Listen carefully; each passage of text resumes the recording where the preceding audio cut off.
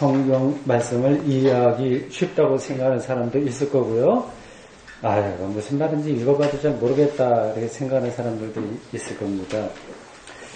이해하기 쉽다고 생각하는 사람들이 성경을 늘 잘 아는 것도 아니고요. 어렵다고 생각한다고 해서 성경을 모르는 것도 아닙니다. 오해하면서도 안다고 착각할 수 있고요. 알면 알수록 내가 모르는 게 더 많다는 것을 느낄 수도 있습니다. 각각의 경우가 다 다른 거예요.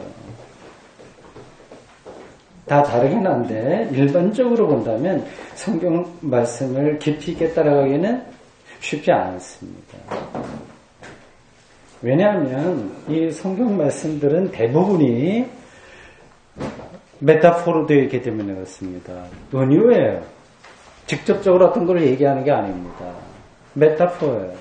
그래서 그거를 뚫고 들어가서 그게 가르치려고 하는 것을 경험해야 되는데 그래서 그게 어렵기도 하고 착각할 수도 있고 그렇습니다.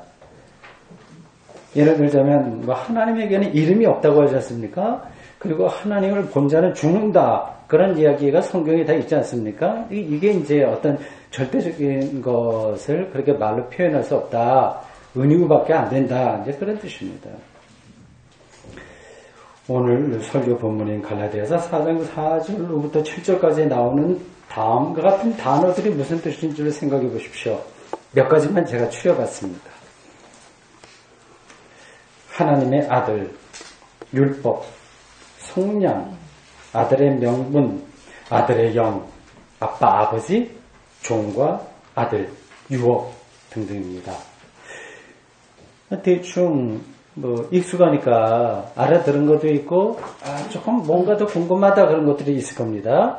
교회에 출석한 그 연수가 작은 사람, 짧은 사람들은 더 힘들겠습니다만 교회 경력이 긴 사람들도 사실은 마찬가지입니다.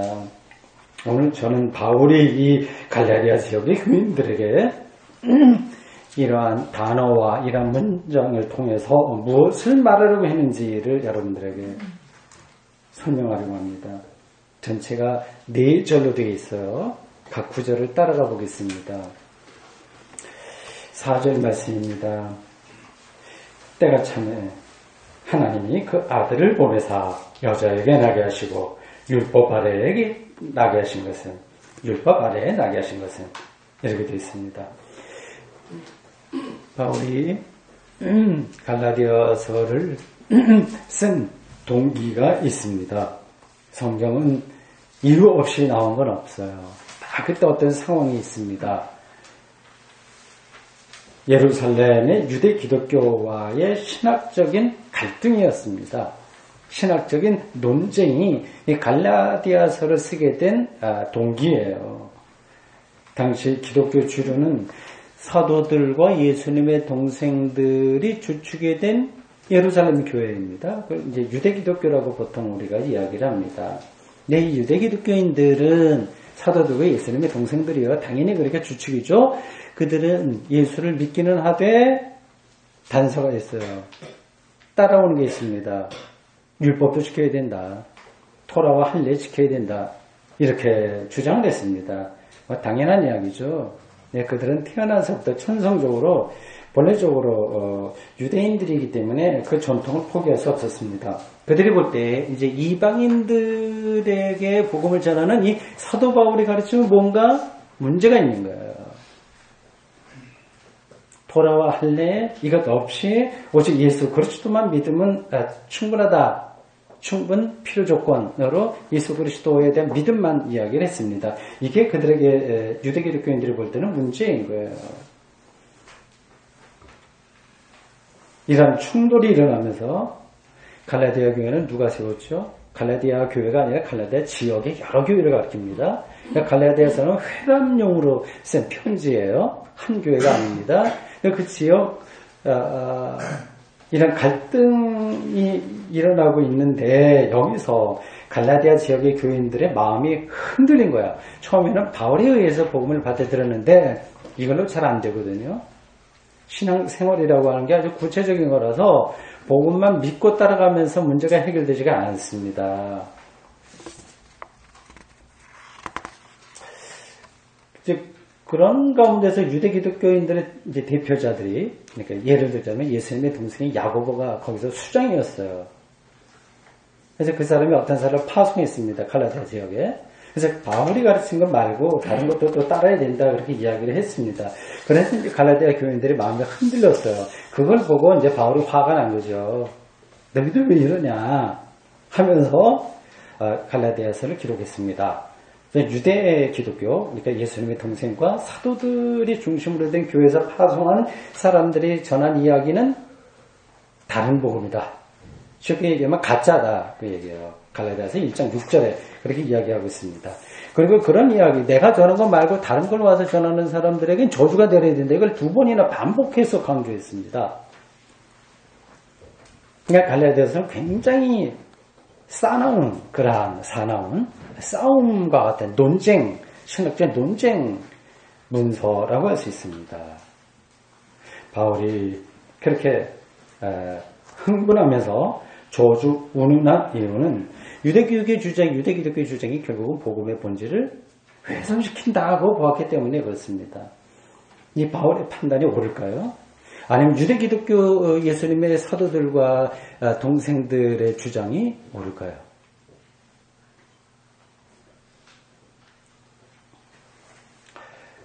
바울은 바로 제가 인용한 갈라디아서 4장 4절에서 하나님이 아들을 여자에게 나게 하시고 율법 아래 나게 하셨다고 얘기했습니다.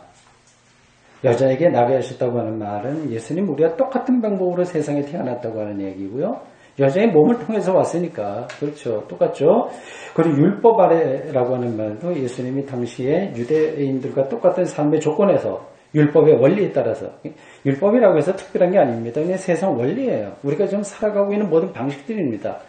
그렇게 살았다는 겁니다.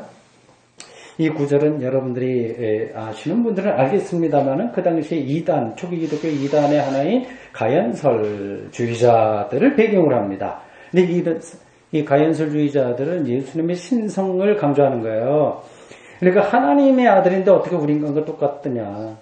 그러니까 어릴 때 좀 초등학교 다닐 때 자기 예쁜 선생님이 화장실 가는 거 상상을 못 하잖아요.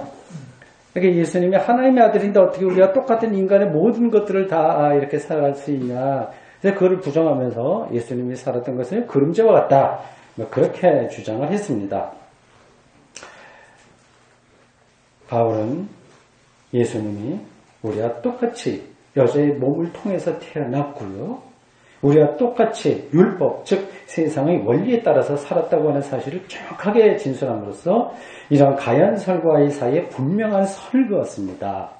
그러니까 바울은 이쪽 사람하고도 싸우고 저쪽 사람하고도 싸웠어요. 어떻게 보면 싸움쟁이입니다. 유대교하고 싸운 건 두말할 것도 없고요. 유대 기독교인들하고도 싸웠고요. 같은 형제들인데 가연설주의자들하고 싸우고요. 기독교 신앙이라고 하는 것은 이러한 논쟁, 싸움을 통해서 살아남았습니다.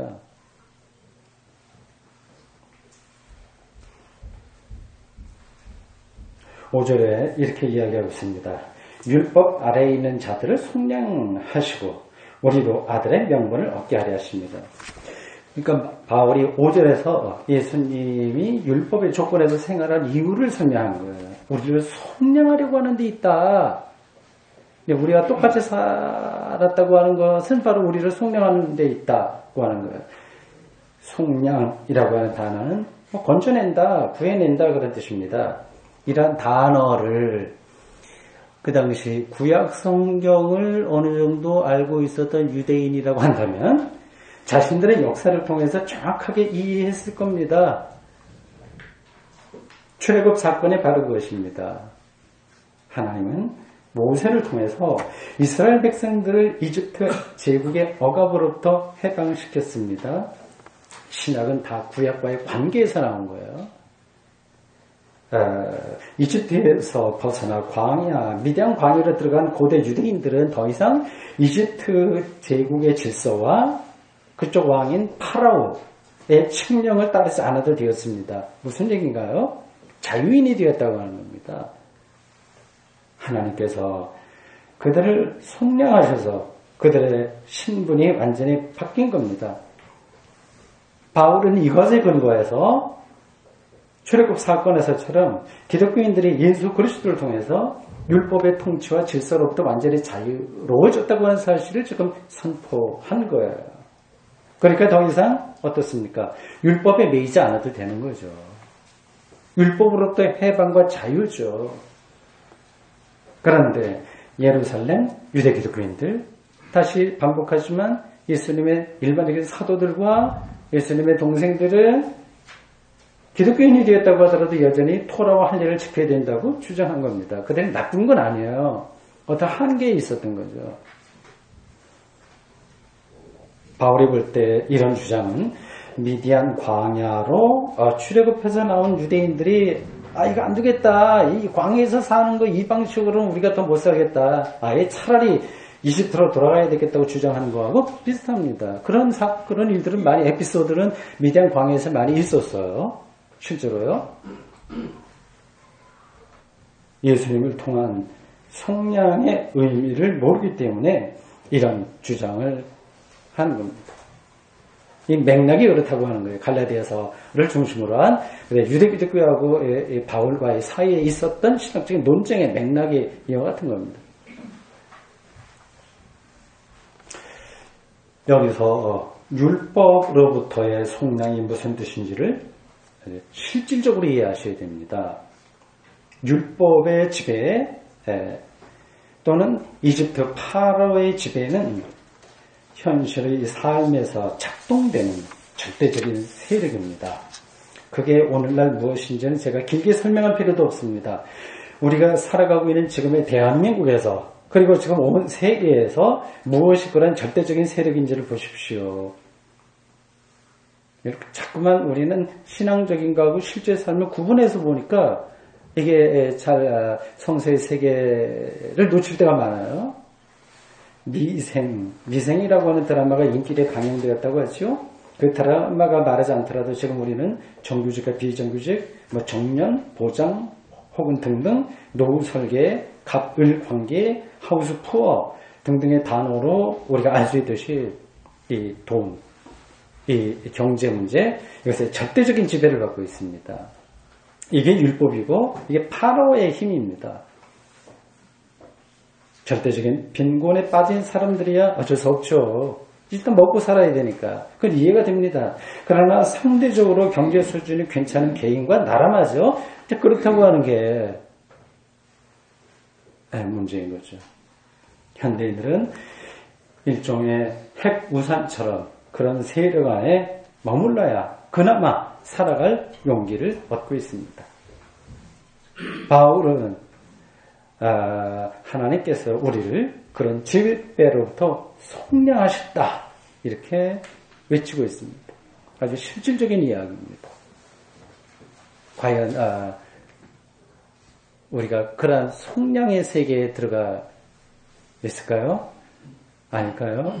생각해 보십시오. 이 사실을 바울은 아들의 명분이라고 하는 단어로 표현했습니다. 아들의 명분? 마틴 루터는 이 아들이라고 하는 말을 빼고요. 자녀의 자격 이라고 해서 킹트샤프트라고 그렇게 번역했습니다. 아들은 이제 남자를 뜻하니까 그런 거 벗어나서 자녀라고 했습니다. 조금 더 정확한 번역인 것 같습니다. 고대 유대인 사회에서 아들 또는 자녀는 종과 반대 개념입니다. 종과 자녀의 차이는 얼마나 잘 먹고 잘 사냐 하는 것이 있는 게 아니죠. 실제로 자녀의 삶이 더 힘들 수도 있습니다. 여기서 핵심은 이미 앞에서 제가 말씀드린 데에서 눈치를 채셨겠지만 자유입니다. 종과 자녀의 차이는 자유입니다. 자녀는 무슨 일을 하든지 힘든 일을 하더라도 자유롭습니다. 그를 강제할 수 있는 것은 없습니다. 기독교인이 자녀의 자격을, 하나님의 자녀죠. 자녀의 자격을 얻었다고 하는 것에서 그것은 이제 율법과 로마법, 실정법, 모든 세상의 원리 이런 거로 대표되는 그런 강압으로부터 해방되었다고 하는 뜻입니다.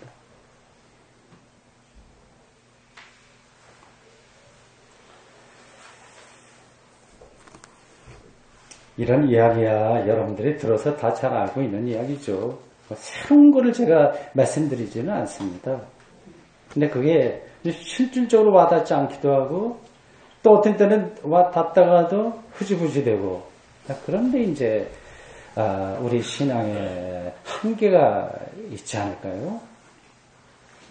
저는 그래서 여러분들이 깜빡 놓쳤거나 잊어버렸던 그러한 원래 알고 있었던 그 사실을 이렇게 예배 시간에 한 번씩 여러분들이 각성하시라고 다시 한번 기억하라고 말씀드리는 것 뿐입니다.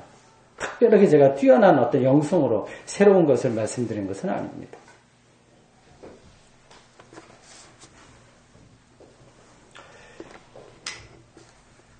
6절 말씀이 다음과 같습니다. 너희가 아들임으로 하나님이 그 아들의 영을 우리 마음 가운데 보내서 아빠 아버지라 부르게 하시느니라. 자녀의 자유를 우리가 얻었다고 하는데 이걸 우리가 어떻게 알 수 있을까요? 어떻게 확인할 수 있을까요? 자녀의 자유를 우리가 어떻게 그거를 느낄 수 있을까요? 리얼하게 말이죠. 이건 믿는다고 해서 되는 것은 아닙니다. 억지로 믿어서 되겠습니까? 되지 않습니다. 겉으로 확실하게 드러난 표시도 사실은 없어요. 그래서 문제입니다. 유대 기독교 지도자들도 바울을 향해서 그렇게 반론을 펼쳤을 거예요. 야, 네가 율법과 토라 이거 없이 예수 그리스도만 믿음으로 뭐 어떤 것들을 이야기하고 있는데 자유하게 되었다고 하는 그 증거를 대봐라. 오늘 기독교인들도 그런 반론을 만납니다. 당신들이 예수를 믿고 구원받았다고 하는, 즉 자유로워졌다고 하는 증거를 대봐라. 여러분들 될 수 있습니까? 그런 증거를 대려고 뭐 이런저런 노력을 하긴 합니다. 우리가 믿음이 있으니까 교회당도 건축하고 또 신비한 환상을 봤다라든지 아니면 내가 좀 삶이 새로워졌다, 도덕적으로 변화됐다, 술 마시던 사람이 안 마시게 됐다, 뭐 등등 그런 이야기들을 합니다. 그런 것들은 기본적으로 증거가 되지 못합니다. 우리에게는 보이는 증거가 없습니다. 찾으려고 해봐야 손에 안 잡힐 겁니다. 바울은 하나님을 아빠, 아버지, 아빠 파테르라고 부르게 된 것을 증거로 삼습니다. 여기서 아빠, 아버지가 이렇게 반복되고 있죠. 이 아빠라고 하는 것은 아람어입니다. 그 당시 유대인들은 다 아람어를 썼어요. 히브리어는 아주 특별한 종교 전문가들만 사용한 겁니다. 이 아람어는 이제 아빠, 이거는 아버지에 대한 호격이라고 해서 부를 때 아빠 이렇게 부를 때 우리말하고 똑같습니다. 부를 때 쓰는 그 격이에요. 호격이라고 해서 아빠입니다. 파테르라고 하는 것은 헬라어로 아버지라고 하는 뜻입니다. 두 개 다 사실은 똑같이 아버지인데 하나는 아람어, 하나는 이제 헬라어입니다. 갈라디아 지역의 신자들이 어떤 사람들은 아람어로 쓰기로 하고 또 한편으로는 헬라어도 쓰니까 두 쪽 신자들을 대상으로 해서 바울이 이게 아빠, 아버지, 파테르 이렇게 썼습니다. 여성 신학자들은 아버지라고 하는 단어를 별로 탐탁지 않게 생각합니다. 어떻게 아버지? 하나님 왜 남자냐? 그 일리가 있는 이야기예요.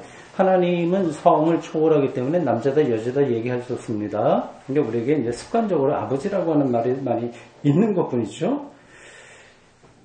이제 성수기자들이 아버지라고 하는 말을 통해서 말하려고 한 것은 하나님이 남자다 그 뜻이 아니라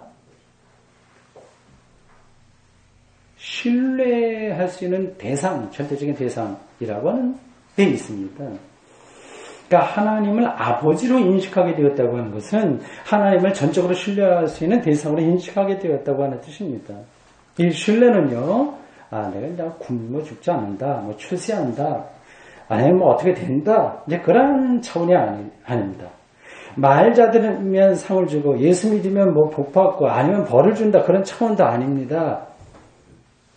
여기서 이 신뢰는 하나님이 죽음까지 책임지신다고 하는 사실이라는 것입니다. 예수님은 하나님으로부터의 버림받음을 가리키는 십자가에서 하나님께 자신의 운명을 맡겼어요. 자신이 선포하는 하나님 나라가 실패일지 모른다고 하는 불안이 있었지만 그래도 누가복음 23장 46절에서 아버지 내 영혼을 아버지 손에 부탁하나이다 하는 말씀과 함께 십자가에서 숨을 거뒀습니다.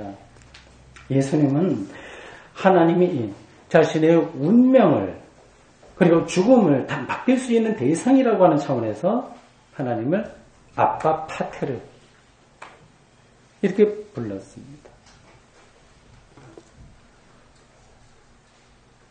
바로 그 하나님이 예수님을 죽은 자 가운데서 다시 살리셨습니다.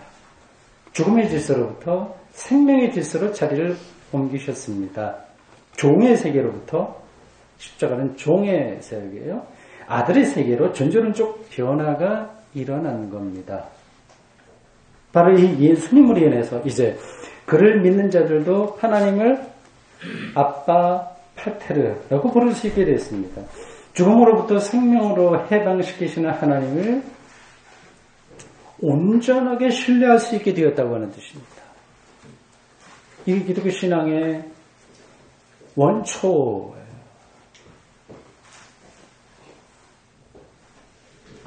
이러한 신앙의 원초적 세계에 들어가 있는 바울이 볼 때 토라와 할례도 따라야 된다고 하는 이런 주장은 어둠이 지나서 태양빛이 찬란하게 비치는 그런 낮이 되었는데도 여전히 손전등을 준비해야 된다고 닥달하는 거하고 막 같았습니다. 그런 저주가 임한다 이렇게 선포한 거죠.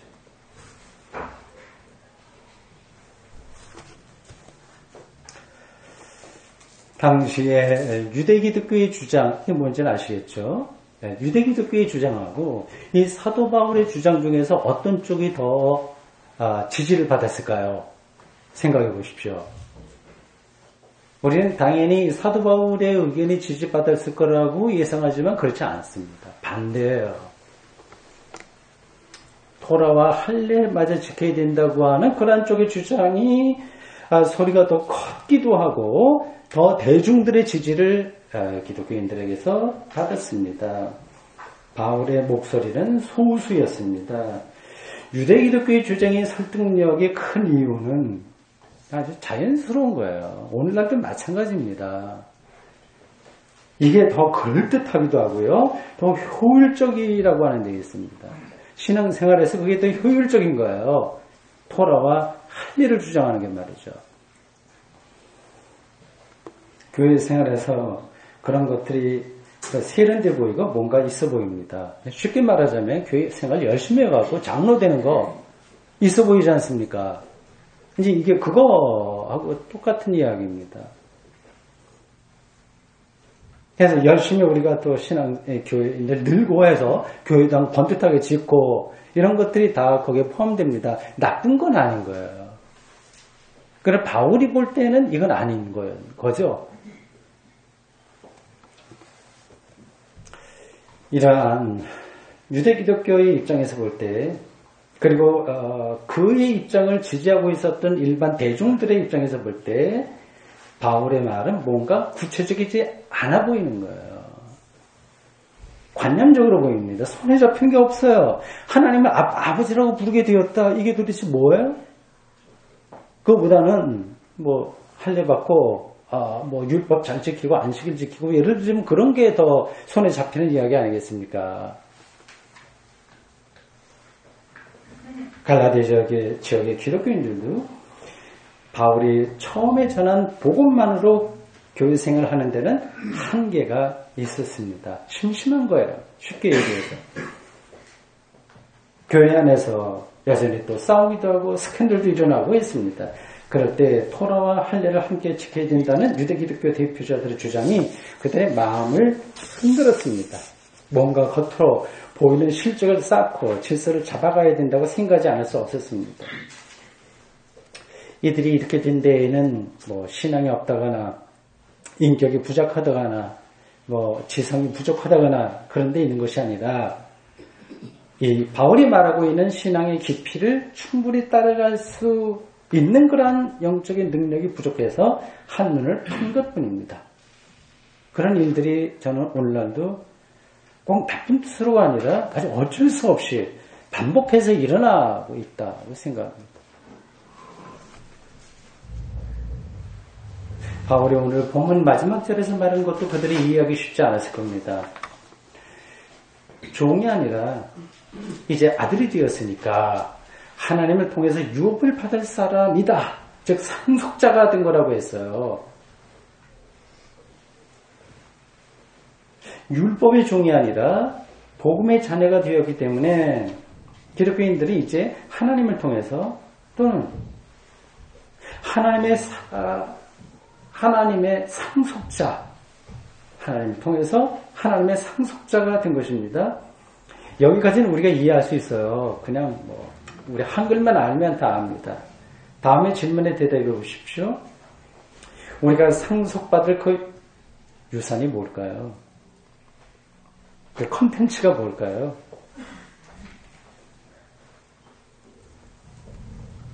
유업 또는 상속이라고 하는 단어도 종교적인 메타포예요. 우리는 일반적으로 유산을 돈이나 부동산 이런 거하고 연관해서 생각을 하죠. 그러나 성경이 말하는 상속은 하나님의 아들인 예수님에게 일어났던 그것입니다. 그러니 상속자가 되려면 그게 뭔지를 알아야 되는 거죠. 부활이 가리키고 있는 영원한 생명입니다. 그것은 창조의 하나님께서만 행할 수 있는 궁극적인 생명입니다. 그래서 기독교는 그것을 종말론적 생명이라고 얘기합니다. 생명이 마지막에 결정된다고 하는 뜻입니다.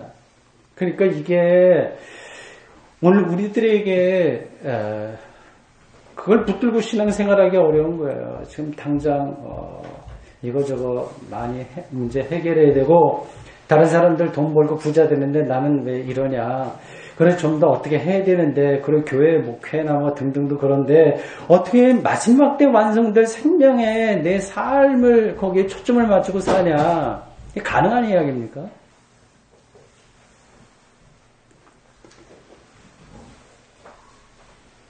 바울이 말하는 핵심은 바로 그 생명, 종말론적 생명의 상속자가 우리라고 하는 것입니다. 그것이 무엇인지 저에게 더 구체적으로 설명하라고 요구하고 싶으신가요? 저는 그럴 능력이 없습니다. 그렇게 말할 사람은 세상에 하나도 없습니다. 가끔 천국 갔다 왔다고 이렇게 떠벌리는 사람들이 있는데 그런 사람들은 사기꾼이든지 자기 망상에 빠진 사람들입니다. 우리가 상속받을 그러한 생명은 실제로 일어나야만 알 수 있는 하나님의 고유하고 절대적인 사건입니다. 부닥쳐야만 알 수 있는 그 사건인 거예요. 사실 이게 이렇게 종교의 신앙의 아주 기기묘묘한 아주 신비한 그런 세계만을 가리키는 게 아닙니다. 우리가 지금 알고 있는 이 하나님께서 창조한 이 세상의 근원은 늘 이렇게 비밀인 거예요. 앞으로 예를 들어서 말합니다. 45억 년이 지난 뒤 태양계가 사라지면 이건 명백한 사실인데 그 전에 이미 없어질 수도 있지만 어떤 일이 일어날지 지금 우리는 구체적으로 알 수 없습니다. 우리는 예수 그리스도에게서 그런 종말론적 생명이 우리가 그 어떤 상상력으로도 다 설명하거나 범주할 수 없는 그 생명이 사건이 미리 단계로서 일어났다고 예수 그리스도에게서 그래서 그를 통해서 생명의 상속자가 되었다고 믿는 사람들입니다. 여기가 한계, 신앙의 한계예요. 여기 더 넘쳐도 안 되고 모자라도 안 되는 그 한계선에 우리가 아슬아슬하게 줄을 타듯이 이 세상을 살아가고 있습니다. 그런 사람들이 기독교인들인 거예요.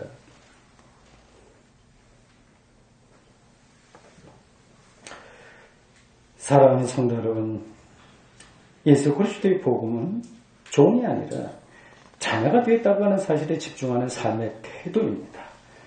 이게 왜 오늘날 우리에게 절실한 문제일까요? 현대인들은 우리를 포함해서 율법의 종으로 살아갑니다. 철저하게 그렇습니다. 그러한 율법적인 업적이 없으면 스스로 견디지 못합니다. 그것에 일희일비하고 있습니다. 믿음이 아무리 강해도 거기서 완전히 벗어나지는 못합니다. 이렇게 우리들은 약한 사람들입니다. 그러나 다행스럽게도 오늘 본문 6절에서 바울이 말하듯이 하나님은 우리의 마음에 아들의 영을 보내서 생명의 영, 성령입니다. 우리가 하나님의 자녀로서 생명의 상속자가 되었다고 하는 사실을 분명하게 알게 하셨습니다. 이 사실을 알고 있는 사람이야말로 영적으로, 심층적으로, 존재론적으로 자유로운 사람입니다. 그의 삶의 자유의 영역이 확대됩니다. 어디까지요? 죽음 너머까지입니다. 아멘.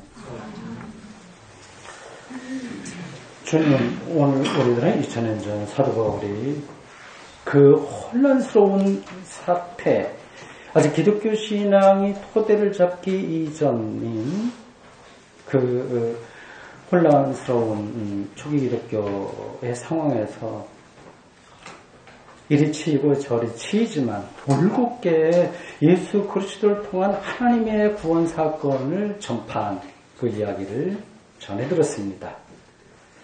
하나님의 자녀가 된다고 하는 것이 얼마나 놀라운 일인지, 얼마나 혁명적인 것인지, 우리를 존재의 근거로부터 어떻게 변화시키는 것인지에 대한 바울의 가르침을 전달받았습니다.